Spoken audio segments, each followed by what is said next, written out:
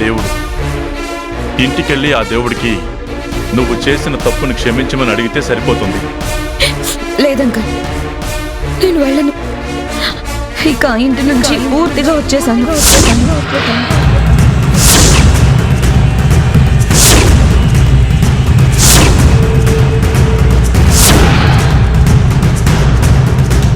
ఇక మీరే నాకు దిక్కు అంకుల్. చిన్నప్పటి నుంచి ఈ ఇంట్లోనే పెరిగాను. మీరు ఒప్పుకుంటే ఇక నుంచి ఈ ఇంట్లోనే ఉంటాను. ఇంటి నుంచి వచ్చేయడం ఏంటమ్మా? రాజశేఖర్కి నువ్వంటే పంచ ప్రాణాలమ్మా. వాడేదో కోపంలో 2 మాటలు అనుంటాడు. అంత మాత్రాన వచ్చేస్తే వాడి మనసు ఎంత బాధపడుతుంది. ఇప్పటికే నువ్వు చేసిన పనికి పాపం వాడెంతో కుమిలిపోతూ ఉంటాడు.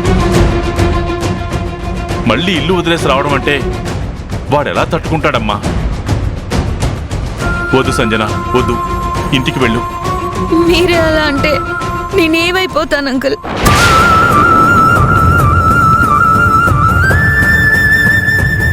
నాకు మా ఇల్లు మీ ఇల్లు తప్ప వేరే ప్రపంచమే తెలీదు. మన 2 ఫ్యామిలీస్ తప్ప నాకు ఇంకెవ్వరూ తెలీదు.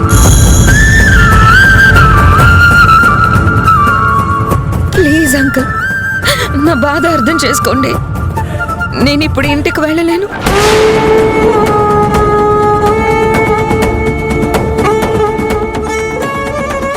ఇక్కడే ఉండి అందరినీ ఇబ్బంది పెట్టాలని ప్లాన్ వేసినట్టుంది.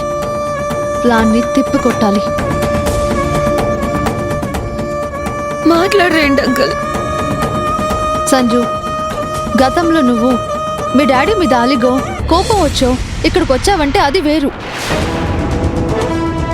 కానీ పరిస్థితులు ఏవైనా, కారణాలు ఏవైనా, చక్రవర్తి మావయ్య మీ డాడీల మధ్య స్నేహానికి కాస్త దూరం పెరిగింది. నువ్విప్పుడు ఈ టైంలో ఇంటికి వెళ్ళకపోతే వాళ్ళ మధ్య దూరం ఇంకా పెరిగే అవకాశం ఉంది.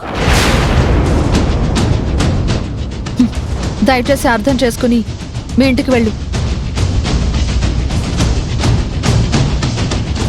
పవిత్ర చెప్పేది నిజమే సంజన. పెద్దవాడిగా చెప్తున్నాను, మీ డాడీని బాధ పెట్టకు. మా మధ్యన ఇంకా దూరం పెంచకు. నువ్వు ఈ రూట్లో వచ్చావా పవి?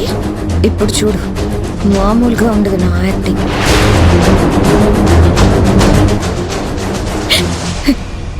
ఇక నేను మా ఇంటికైతే వెళ్ళలేను అంకుల్.